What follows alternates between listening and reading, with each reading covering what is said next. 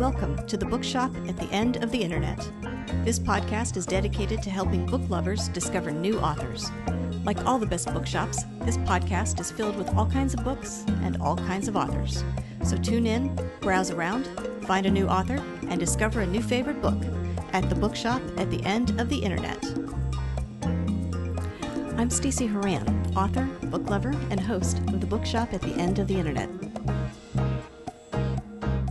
This is episode number 238. For more information about this or any of our episodes, go to my website, staceyhoran.com. If you enjoy the podcast, leave us a review, like us on social media, and share us with your friends, family, and fellow readers.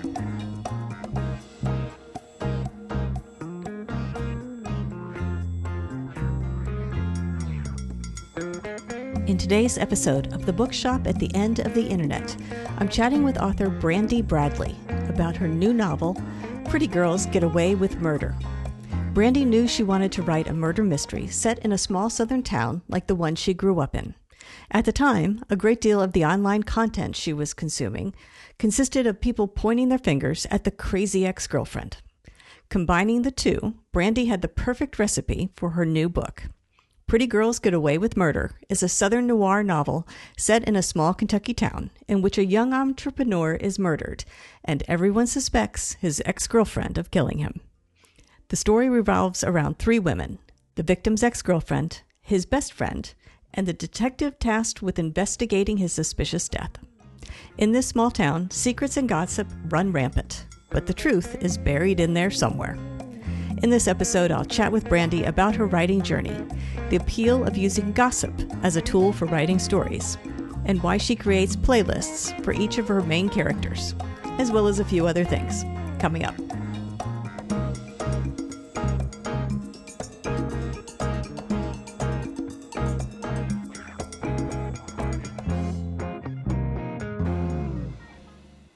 Brandi Bradley, I want to thank you very much for joining me today on the podcast.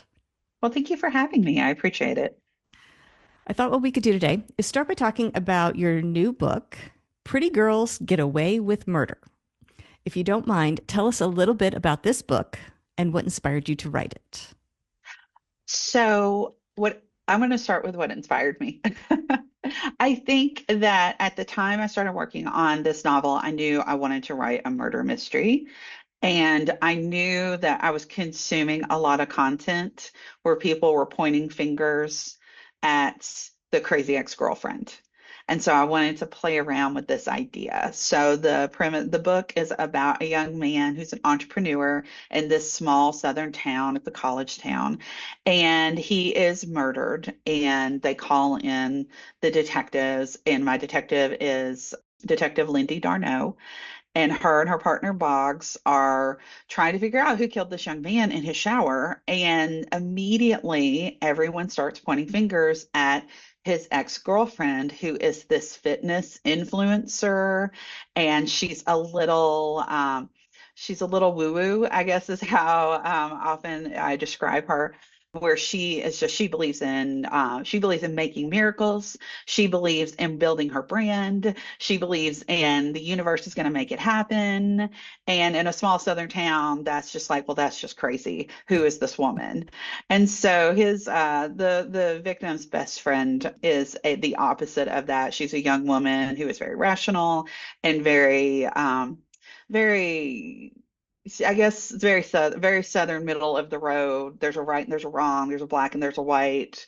Kind of like lives in these spaces, and she takes care of everybody. Like, she is the mom of the group, so she's always the person who makes sure that everybody's safe. And then Ethan was not safe, and so she carries a lot of guilt about what happened. And at the same time, I have this great detective who is she's a gay detective in Western Kentucky, which brings its own issues. And she married a local girl, and they had a baby, and they procured sperm from a friend. And now all of a sudden he is very much in their lives. And it's making my detective, Lindy, very nervous about her status as a parent when the biological father is all of a sudden on the scene and like what that's going to mean for their family. And so, yeah, so it's got a lot of layers. It has a lot going on, but it is very much a murder mystery. Who killed this guy? What happened?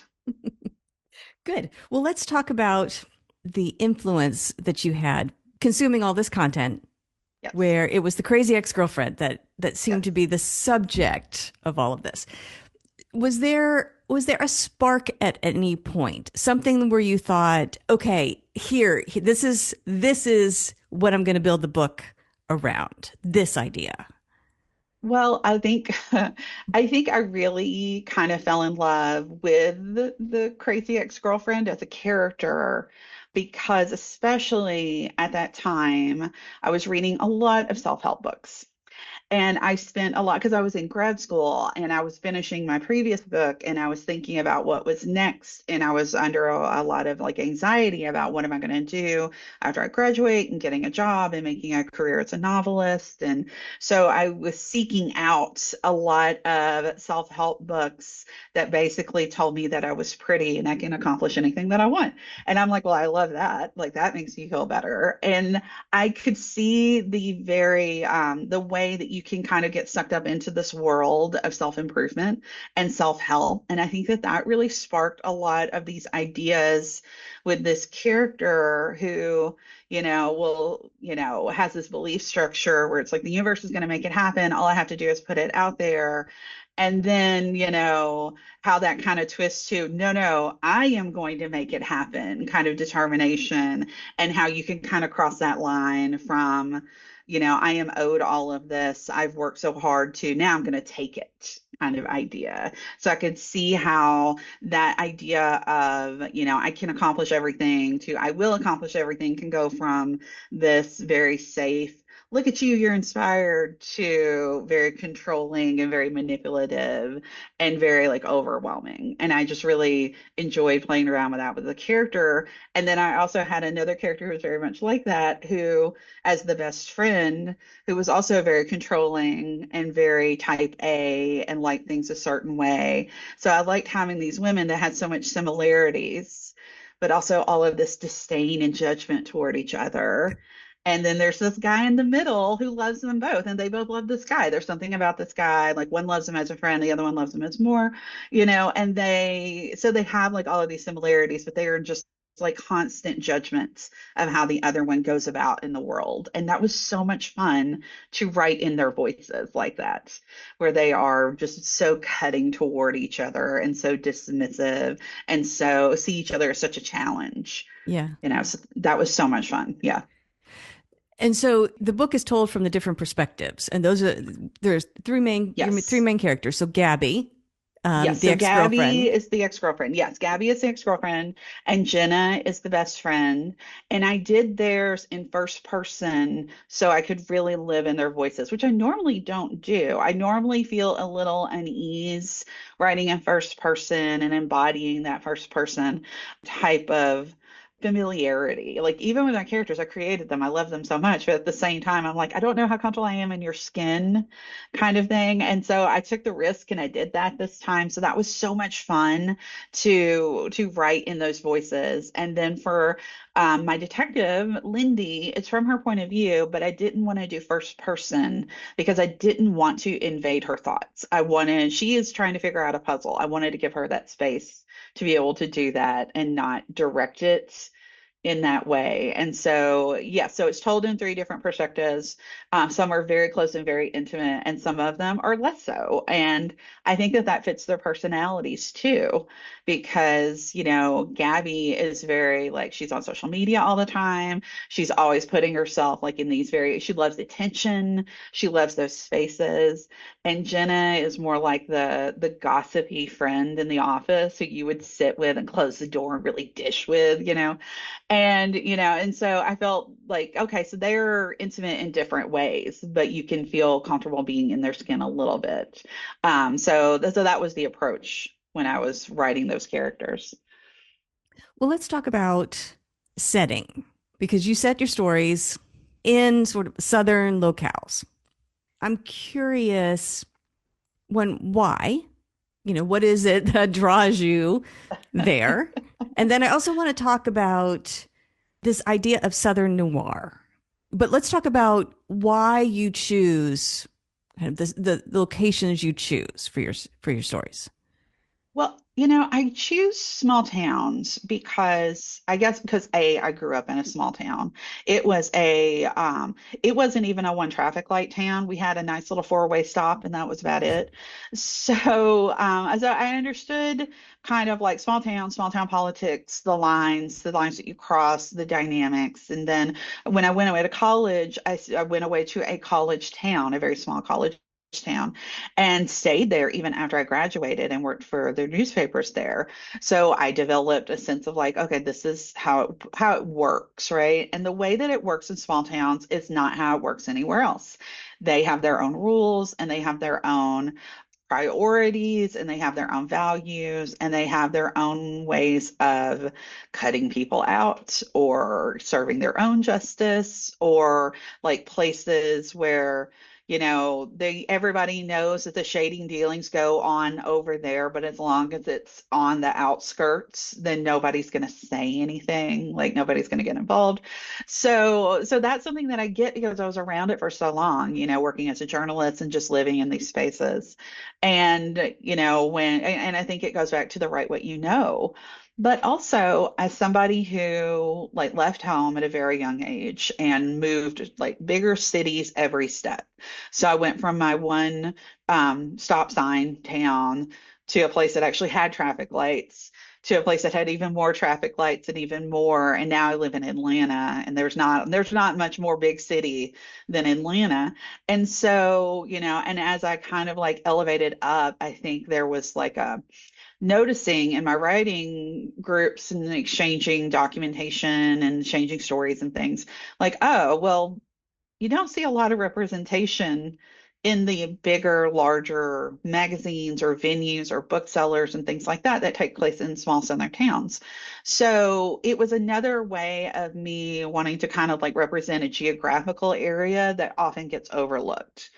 I mean, when you think about certain like TV shows or certain like even podcasts or certain things, that are set in the South, you can see like there's not that many. Either they're very cutesy and it's all very quaint in a very Sweet Home Alabama kind of way, or it's very gritty and dark and, like Justified or Ozarks, where, they're very like looking into that seedy side. And the thing is, every time one pops up, I'm like, yes, I'm going to watch this. I can't wait to watch this.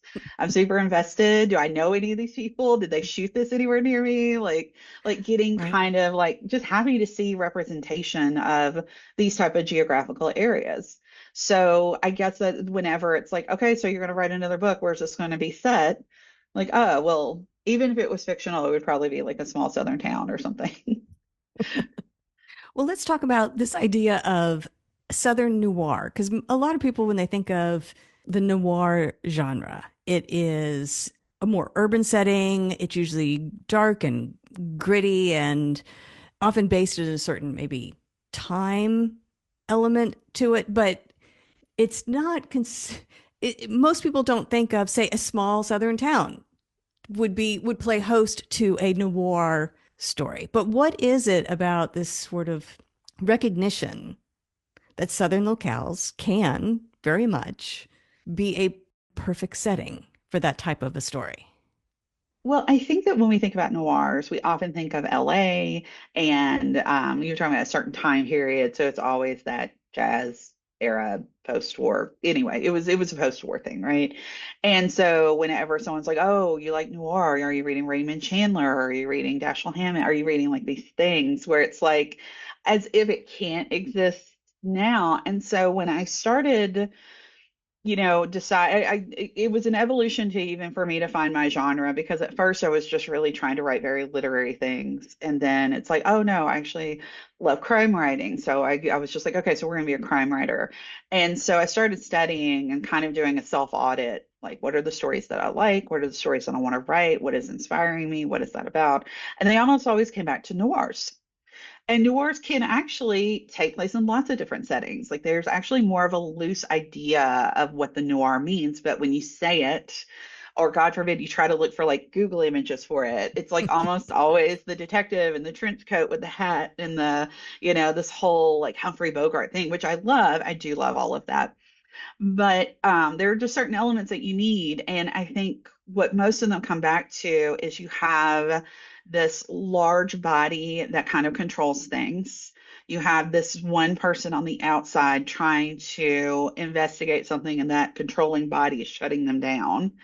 And there is always, there's a femme fatale. There is, someone who has died or someone who's in trouble, and people are just not wanting to say what's going on because there is this controlling body that kind of makes sure that people are on the out. So if you think about like, Chinatown, this is the rich and the powerful, they're keeping the water from the people kind of thing. So, and it's always like two stories, like a bigger story and a smaller story. Now, if you ever saw Kiss Kiss Bang Bang, they're like in it's two stories, but it's just one story kind of thing. And I always laugh whenever I see that because that's the great thing about reading is when you watch it's like, oh, it was a mystery that involving like a young man who died, but oh no, it's also about this corruption thing that's going on. And I always love that moment when they collide.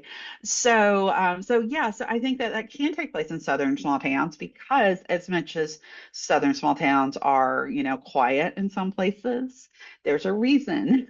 There are like a lot of people are very invested in keeping our small town very quiet and nobody paying attention. And let's not talk about that there is a seedier side, or there is crime, or that there is people who are more invested in their own selfish acts than taking care of these actual people. And if everybody's just very quiet, seems very happy, everybody's going to be okay.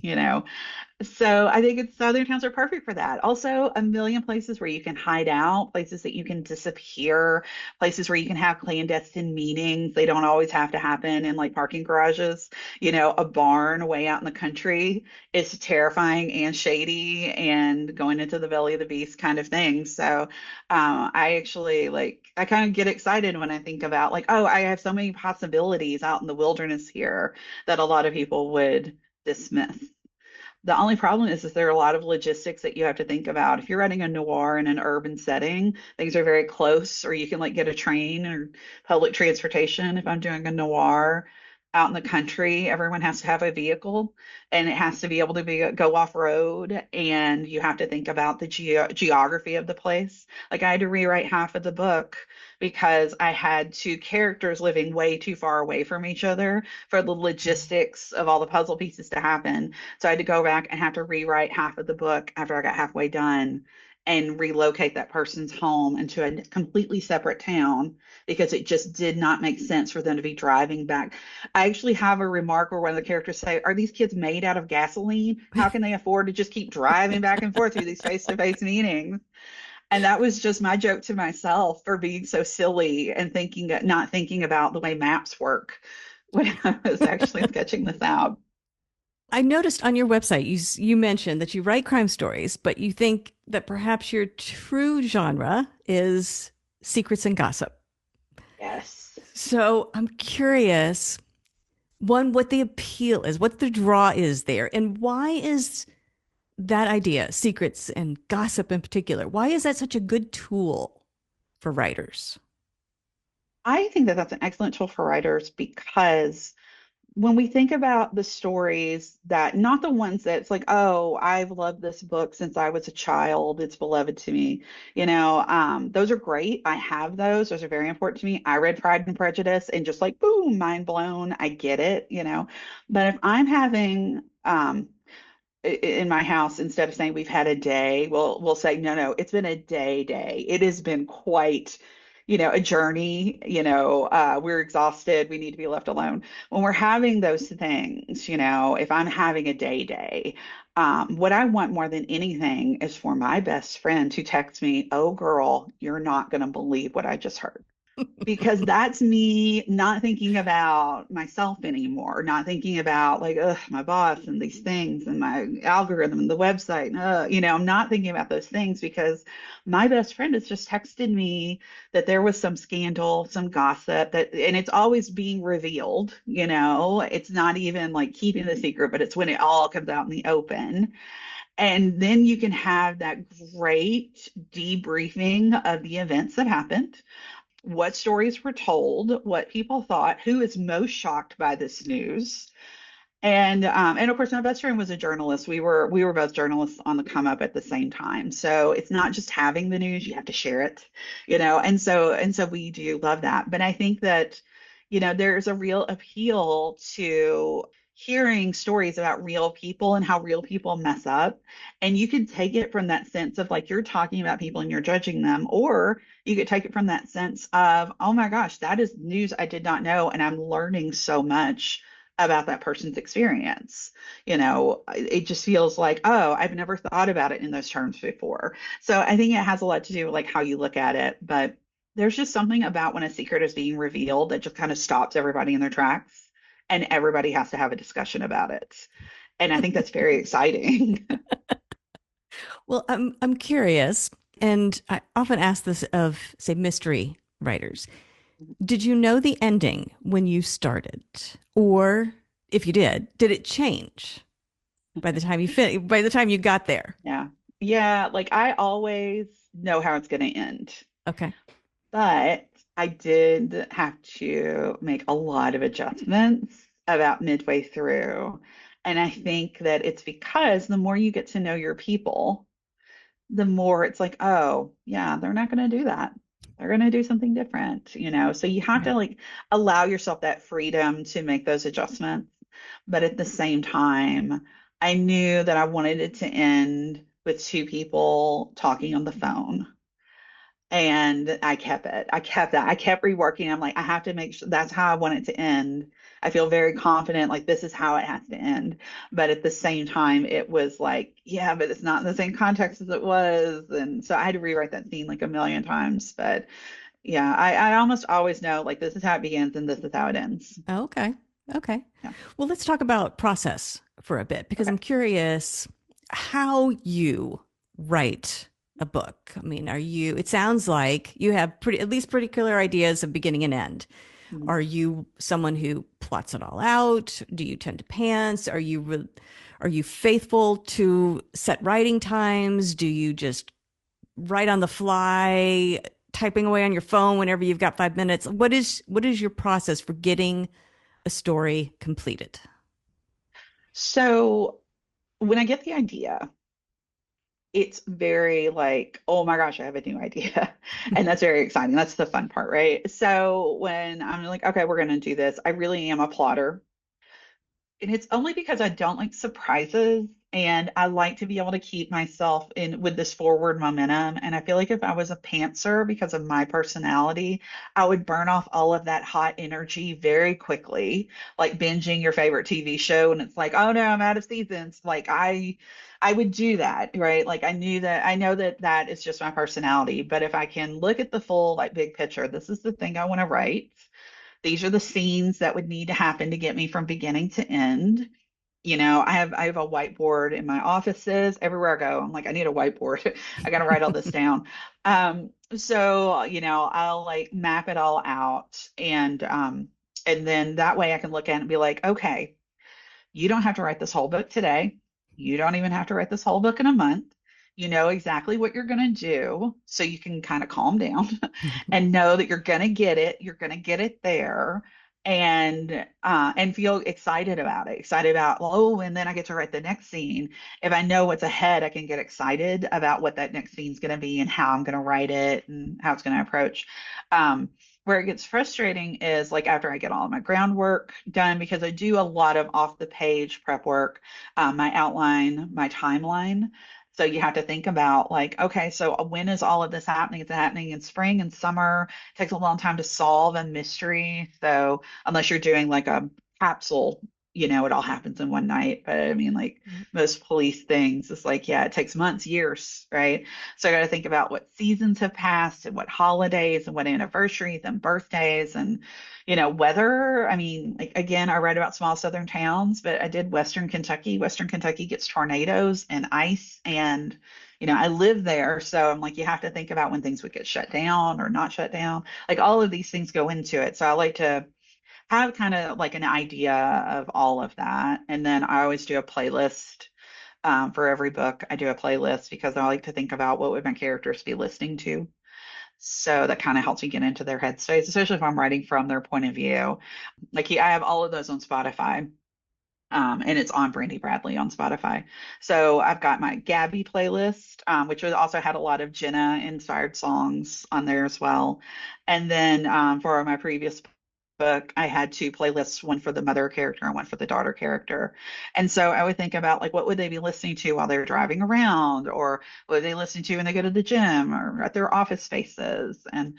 And so when I get all of that groundwork done, and to be clear, a person can live in the foundational part of writing for like ever.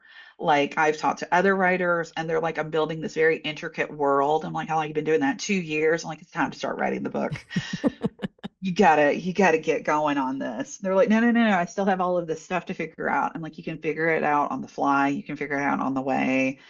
You've got to write, so I try to set a little like, okay, I'm going to actually start writing scenes like at this point. And then I'll try to take it a scene a day, and I'll do what I call scene sketching. So everything happens in with a pen and paper longhanded before it actually gets typed into a computer. And I will sketch a scene, get the ideas, how's it going to end, beginning, end, dialogue, where people are standing. It's very rough, and I'll do that in like my journal. And then the next day I'll type it, and that's kind of like how I'll do it. And if I'm like on a crush to get, like that rush to get to a deadline, I'll be like, okay, we got to do 2 scenes today, or we got to do 3 scenes, or sometimes things will get backed up where it's like I have all these scenes to type. I have all these sketches. I have all these scenes to type because that's not as much fun as the sketching. The sketching is the best part. Right. And then, eventually it takes forever. But eventually, like all the scenes get typed and everything's ready. And it's like, okay, it's done. And then there's that panic because it's like, oh no, now I have to show somebody and go through that process of sharing it. Because I used to share chapter by chapter with people as it was going. And I've kind of stopped doing that because I think when you share chapter by chapter, and I know people would agree with me, and I know people are very enthusiastic, especially with their first novel, to like share, like, this is what I'm doing every day. And I went through that experience as well. But eventually it becomes, all right, what did you think of this chapter? And they're like, well, I don't understand this. Don't worry, don't worry, don't worry. You'll know it. I was just like, you know what, just give them the whole book. And that way, at the end, they can be like, okay, I didn't understand this part. I wasn't clear about this one. I didn't know about this. And then I can make those initial adjustments to it. So it Right. goes through a lot of drafting process too. Yeah. So after I get the foundation done and it is time to write those scenes and get those things sketched, I do have a space at home where I try to write. But because of how my schedule works, I don't have unlimited amounts of time to just sit and ponder and write scenes. So I have a tendency to write on the go. And definitely with my first novel, I didn't have a designated writing space. So I would spend a lot of time writing in my car, writing at a Panera because they have Wi-Fi, or any type of coffee shop, and just kind of like, before my workday begins or after my workday ends, just pulling in somewhere and just seeing what I can get accomplished. And sometimes I only have an hour for that. And so I try to keep a lot of my writing things with me. So either my laptop or my tablet, because it's got a keyboard. And I will just set up like wherever I can, and then just set the timer for myself for an hour and just see what I can accomplish. And what's great about that is it's that focused. I don't have all day. I only have an hour. Let's see what's possible. And so that drives me a little bit more because I don't have, that build up. Like I've done that thing sometimes, like on a Saturday, where like I'm going to write all morning. And then I'm doing laundry and I'm organizing things and I'm talking to the kids about stuff, or I have that third cup of coffee. And then it's like, oh, I was going to write all morning and it's noon. So if I have these little things where it's like, okay, I have an hour, like a sprint, more or less. If I have this writing sprint, I feel like I can be more focused. I can justify turning my phone on silent for an hour because, whatever's going to happen in an hour I can't fix, you know. So yeah, so I feel fine like turning off my phone, putting on my, my playlist or like my soundscapes and just seeing what I can get done in like that little space. So I really have to carve out time in the margins, but I feel like I'm more productive in those times, so I feel like it's totally worth it. Mm. That's good advice. Do you apply that to the foundational process as well, or is that strictly for the drafting? No, that's for all of it. For So all of it. foundational process and everything. But what's great about the foundational process is it's all new. So it's very easy to be like, oh, I was going to do this for an hour. I've been here an hour and a half. My husband's calling me. And that's kind of fun too, because you get lost in time a little bit and you're just like, kind of like gone in that. The most awesome part of creating anything is the beginning stages. It's just like falling in love. It's just awesome. Yeah, yeah. And are you a fan of editing? Do you have what is your relationship with the editing process? I don't feel like no, I have a very uncomfortable relationship with the editing process. And I've learned a lot about what that comes from. And there are lots of different things. I was a journalist for a long time. Journalists don't always edit their own stuff. You just type it up, get as best you can. You got another guy for that. And when I was very young, an editor would sit with me and I was like, okay, so you have a tendency to do these things. Why don't you work on these on your own? And I didn't take that criticism very well. And I don't know why. I just felt very much like, no, no, that's not my job, right? Like your job is edit, my job is to write. It was a very immature way of looking at it. It could have been a really big growth experience, you know? And then as I got older and I was like working on fiction, which is completely different, but I would work on fiction and then I'd be like, okay, so you've written this novel, now you've got to go back and edit it. I was like, oh, I don't want to do that. I don't want to go back. And what I've learned is there are lots of different types of perfectionism. And one of the ways of perfectionism that we do not talk about is not that everything has to be perfect, but that you just can't deal with the fact that you didn't know that that was wrong. Like catching yourself in like tiny things, like little errors, like you can't emotionally deal with it. So I've had to like learn a lot about the fact that you know that the flaws are there. You just got to go back in and fix them. But I think I reverted back into old habits. I have people that I pay to edit my books. So uh, like I do all the writing and so much of it is my own, but I have a developmental editor and they give me advice. And then I had a great copy editor who went through it with a fine tooth comb, and that's very helpful for me. When I was in my grad program, I would turn in things to my mentor, and they said, "You really need to take a grammar class because this is a mess, and I am really shocked that you have made it this far without this basic grammar knowledge." And I'm like, "Oh, that stings." Okay. So I ended up like trying to self-teach myself grammar over again as an adult because I'm like, if we're going to do this, let's do it, you know. Right, So right. yes, so I've learned a lot, but I also know that I don't have the eyes for it. I don't have that attention to detail on that level. I need somebody to like help me. And so yes, so I have a copy editor that really goes through my stuff for me. Yeah, I like working with a team that way. yeah. Well, and you teach writing, right? So your background is in that. I'm curious. It sounds like the experience of teaching it, you have found, is different from the actual experience of doing it. So, would you Oh, say you are, if you were one of your students, would you be a good student? Do you follow direction? Do you do what it is that you're teaching your students to do? I will say this. I love being a teacher. I love teaching creative writing. It's so much fun for me. And I love giving them advice and I love like steering them in certain directions and I love like that process. It's so much fun.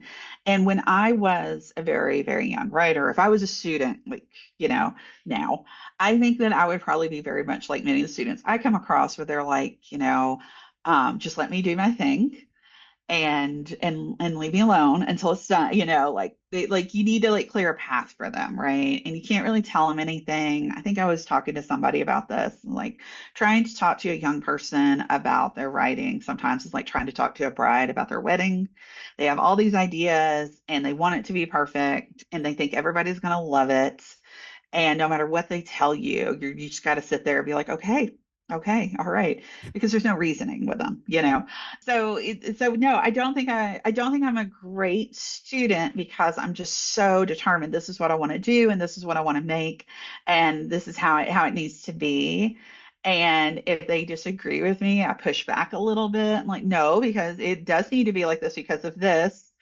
I had great mentors who I worked with who would let me believe things that were incorrect or probably not going to work out great for me as a writer because they sensed really early on she's not going to know until she falls down. And they gave me that space to do that. And I really appreciate that they let me do that. Like they didn't micromanage me and they were like, okay, you just keep believing that and we'll see what happens. And then when I learned to be like, oh yeah, yeah, they were right. I wasn't listening. So that's on me. I get that. Well, do you have works in progress? Are you working on a book? Do you have a list of books you want to write? Do you just pick the shiniest, one brightest, shiniest, loudest one of them and start that one? What's going on now You know, that I this book is out? I really wish I had the time and space and the bandwidth because to chase every butterfly because they're so appealing. Like the new shiny things are always like, oh, but you're the new shiny thing. I'm so excited. So whenever I know that the next book is the thing I need to write about is when I just can't shake the idea where it just kind of like lives with me. But every once in a while, I'll get like a little shiny, little like sparkly little butterfly that flies by, and I'm like, oh, I want to go catch it, and it'll be a short story. I have a short story that's in progress that a friend of mine is copy editing for me. And I have another short story that is in the works. And then I do have another novel that I'm about to start. I'm in the lay the foundation part for it. So I knew that when I was working on Pretty Girls, I already had an idea about what the next novel would be, but I had to finish Pretty Girls first because I knew that I wanted to stay in this Western Kentucky region that I'd been writing about, but I didn't want to do a sequel. I didn't want to do another detective procedural. I wanted to try something different. And I wanted to do like amateur detective. So the new one is kind of based on this amateur detective who moves into this small town to restore a home. And it's a very quiet, sleepy, antiquing town that's just surrounded by fields and weather and things. And she gets pulled in on a disappearance case. A young man has disappeared in this community, and it's one of those like everybody in the community is coming together and like printing T-shirts and walking the fields and looking for some type of evidence. Because when boys go missing, it's not like when young women go missing. And there's an argument to be like when most people go missing, there isn't a lot of like media associated with it unless you're like a Gabby Petito or something. So thinking about with young men, especially because of how we are, where these ideas that young men are just going to go roam and sow their wild seeds. If a young man goes missing, a lot of times they're like, he has every right to go missing. He's an adult and this is America and people can just disappear. And sometimes boys need to do that. And it's been really interesting, like reading about disappearance cases of young men, especially young men coming out of adolescence when, you know, their bodies are still changing and their brains are still developing and they're experimenting with different things. And they just, you know, they go off the road and there's never seen again. There's been a couple of them that I've followed where it's like, you know, they just didn't look for these boys because they just assumed that boys are going to do what boys are going to do. And I'm a mother of sons, so I think that's why it, you know, really kind of like digs in a little bit. So I was really thinking about like the moms and how they just don't let go and how hard it is when you have to accept it. And so I wanted an outsider's perspective to investigate the case with the assistance of a local person who has ties to the family in this small southern town. I'm giving you so much of my brain space all of a sudden. But yeah, so that's like what inspired it, you know. Okay. And so yeah, so I'm going to be working on that. I don't know if you can get. It's kind of funny. I don't know if you can guess that at all for me talking today because I feel like I'm in my teacher brain. But because these spaces are incredibly humorous even when they're dealing with trauma. So thinking about how people like kind of like deal with their stuff, and how Southern people deal with their stuff. So yes, I'm very excited about that one. But again, I'm just laying foundations right now. I'm working on like the outline and the timeline and the character sketches and like how things are gonna work out. But really I'm ambitious about this one. There might be a 3-book arc with it. So it might actually turn into a series, but at the same time, I feel like when you're in your creative space, in the early creative space, like everything sounds like a great idea. So whenever I get like those little triggers, those little glimmers of like, oh, that would be a really great story. I have a whiteboard in my studio space that I just write what the idea is, and it all sounds like gobbledygook. Like anybody on the outside would be like, I don't know what that is. So I've got female on female stalking witchy prank is an idea that's probably just going to be a short story. And then I was again talking to my best friend, and she was describing to me about someone who has set up a spray tan business in their town, and it's an artisan spray tan. So it's like, it's not where you go in the booth. Someone actually like sprays it on you. And I just could not stop thinking about the artisan spray tan experience. I'm like, that has to be a business in one of my books or stories at some point because, we're never going to stop tanning in the South. I don't know why. So I was just like, all those girls for prom, all that big business, just thinking about like like even the economics of small towns are just so very different from larger cities, or even how so many people want to make their businesses now is in like online spaces. Like I have a website, and I have a service, and I have a coaching and all of that. But small towns, it's still very much like we do hair and we do spray tans and we do nails and we have restaurants, and it's just so different. Yeah. Yeah. So thank goodness for gossip because it at least gives you story ideas. Absolutely. Oh no, like anytime, like I love it when I get a text message, like you're not going to believe what happened. You're not going to believe this person I met. Sometimes people just send me like names of people who they've met just to add to the name file inside of all of the books because names are kind of hard. Eventually, they all just like everyone's named with the same initial, or they're like all the women are Amanda. Like you get kind of like stuck and out of ideas. So yeah, like sometimes like someone will send me a name, and I'm like, oh, here's my description of what that person's name makes me think that they look like, kind of thing. And so that's always fun. Yeah. Oh, very good. Well, if people want to learn more about you and your books, look for the new release, all that sort of thing, where can they go to find you? So I am to be found on brandibradley.com. So that's BrandibRadley.com. And that is a space where I sell my books, but also I have short stories that are available. And every week I post on my blog. So I post about writing, the creative mindset, writing about crime. Sometimes I'll write about true crime things that I will see, or like documentaries that I'm watching that are kind of like triggering ideas for me. So like I'll do like a full like assessment on it. Also, or because I am a plotter, and because I do teach, and I'm a mom, and I write books. My time is very important, so I spend a lot of time organizing my time and my planners and organization systems and things like that. So sometimes I'll just talk about organizing and post things like that, because when you write novels, you have to make that time for it. And that's why so many people are like, oh, I'll write one when I retire. And I'm like, well, I don't want to wait. So I'm going to fit it into my life the best way that I can. So yeah, so I'll write about things like that. But yeah, so if you want to learn more about me and my books, the website it's the best place to do it. I have social media, but it's not the same. I put my heart in that website. Good. And if people want to purchase a copy of your book, your website is the best place to go? Absolutely. Go to my website. I have a shop where you can get both paperback and digital copies of my books and my short stories. But I know a lot of people just love their Kindles and their Kobus and their devices, and also Prime shipping. You can't beat it. So I am available on Amazon, barnesandnoble.com, pretty much anywhere where books are sold.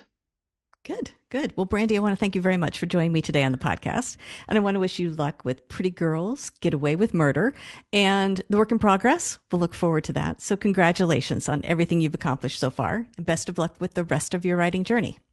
Thank you so much. And thank you for having me. The Bookshop at the End of the Internet is a podcast dedicated to helping book lovers discover new authors. Like any good bookshop, this podcast features a wide variety of books by the equally varied and interesting authors who felt compelled to write them. This podcast gives you a chance to meet these wonderful writers and discover your next must-read book. Listen to the authors describe their books and tell you their stories in their own words. My interviews feature books from all genres and authors from all walks of life, including those who are indie published as well as those published by small presses and large publishing houses. Looking for unique, not so easy to find books for yourself, a friend, or a book club? Tune into this podcast and find your newest favorite author or maybe a soon-to-be bestseller. This podcast, like all the best bookshops, is filled with all kinds of books and all kinds of authors. Tune in, browse around, find a new author, and discover a new favorite book. You never know what treasures you might find in the Bookshop at the End of the Internet.